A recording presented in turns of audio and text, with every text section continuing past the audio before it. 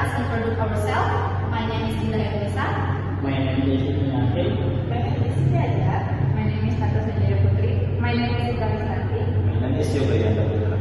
So, here's the material.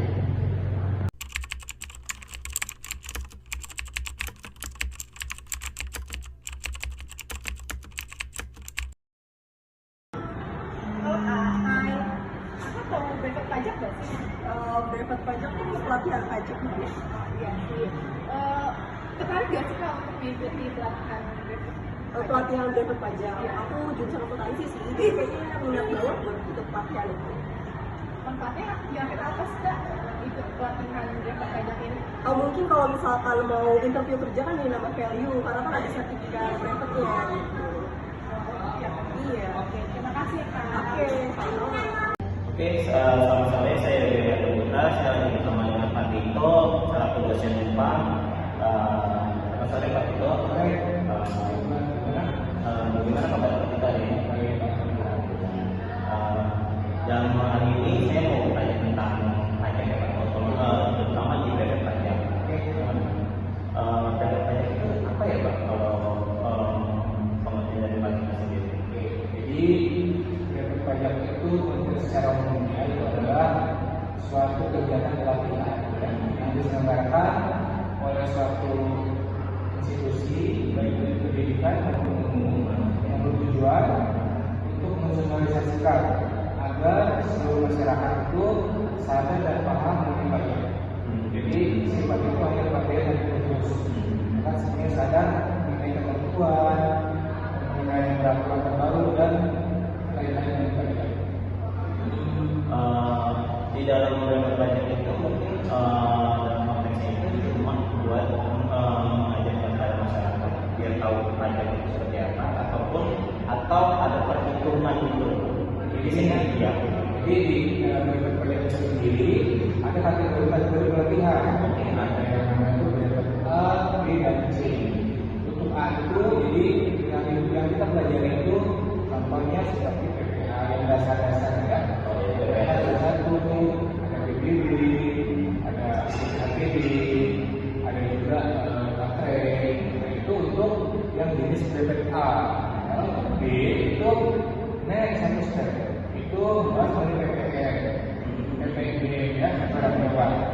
Yang C naik lagi. Nah, untuk C itu orang yang ikut brevet C itu harus mengikuti A dan B dulu. Karena yang dipelajari itu pajak internasional. Oh, lebih. Nah, jadi memang harus ada sertifikat itu dulu baru bisa ikut yang C. Terus dari kesimpulan dari semua kita ikut brevet pajak itu keuntungan yang kita dapat apa ya Pak? Selain cuma mengetahui, pasti kan kalau seperti itu nggak ya? Kalau membayar BPJS satu, badan atau juga atau yang lain ya manfaat. Jadi ada beberapa keuntungan ya, pertama untuk beberapa sektor contoh misalnya pelatihan untuk job seeker ya yang mencari kerja itu juga berfungsi atau bermanfaat sebagai lampiran CV. Ini karena untuk mendapatkan sertifikat itu kan memiliki beberapa rangkaian pelatihan. Jadi sebagai pertimbangan biasanya untuk HRD di sini tidak hanya sertifikat. Kedua untuk mahasiswa. Untuk mahasiswa itu biasanya dia upgrade dari segi ilmu, upgrade dari kekuatan baru dan diskusi mengenai banyak yang upgrade. Ketiga untuk yang sudah bekerja ya, nah, itu biasanya sebagai memecahkan masalah di suatu kerjanya. Nah, itu biasanya akan timbul diskusi gitu. Itu biasanya orang yang bekerja tapi itu sudah selesai upgrade. Oke, di sini yang kita tahu ya Pak, peraturan untuk pajak ini kita suka berubah-ubah untuk menanggulangi, bukan menanggulangi lah ya untuk si brevet pajak ini gimana ya Pak? Yang tahu lah pasti berubah dulu. Kayak kemarin sempat untuk PPRS itu standarnya jadi naik di kita ya PKP-nya. Kalau dulu kan di sebelum 2020 kan 50 juta itu gimana ya Pak? Jadi gini, ketentuan pajak itu dari bicara dari waktu lah ya. Terus selalu ada update.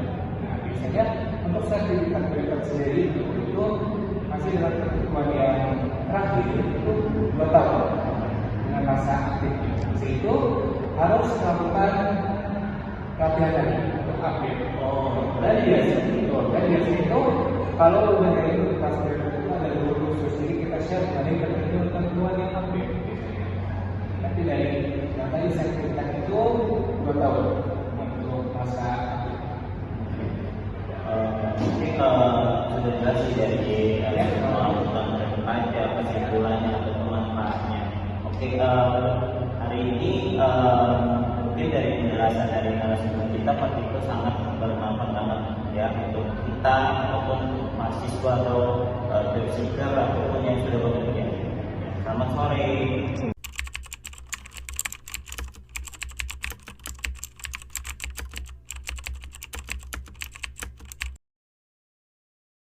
I will explain the meaning of the tax brevet. In general, tax brevet is a tax course or training activity without or with the application of tax software.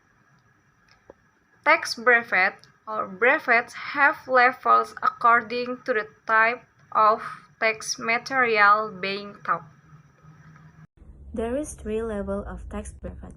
First, level A tax brevet. There is training with a basic to intermediate discussion of individual taxation provision. The second, level B tax brevet. There is training with basic to intermediate discussion of corporate taxation provision. And the last one, level C tax brevet. There is training with intermediate to advanced discussion of international taxation provision. Here I will explain the difference between brevet A, B, and C. The first is, brevet A studies basic to intermediate material so that the public can follow it without having to have basic or background first. Meanwhile, the conditions required for brevet C participants are those who have obtained first knowledge of taxation from education at school or university or training. Brevet A B uses Indonesian language and Brevet C uses English language. Benefit of following the tax brevet. Here are some of the benefits of taking tax brevet training. The number 1 for fresh graduate. Fresh graduate can add portfolio and become attractive to company when applying for job. And number 2 for entry-level employee. Entry-level employee can increase knowledge that is useful in supporting job recruitment or promotion. The number 3 for middle manager. Middle manager can useful for controlling and checking the work of subordinates. Number 4 for tax staff. Tax staff can creating skill tax staff who can guide taxpayer in carrying out tax matter and obligation. The number 5 for consultation. Consultation can become a tax consultant for yourself, your company, and the community. And number 6 for taxpayer. Taxpayer can provide technical knowledge regarding tax planning, reporting, and calculation. And last number for consultant. Consultant can train in readiness for the tax consultant certification examination. Thank you very much. Tip for choosing in the tax brief. Do some research beforehand about the training organizer. Choose an organizer that is managed by professional and expert in taxation. Make sure that the training organization has been recognized and also has credibility in the field of taxation, finance, and accounting. Pamulang University also provides tax brevet in cooperation with Bina Fiscal. If you are interested, you can call contact the listed below. Okay, hopefully the information that we provide is useful. Don't forget to like and thank you.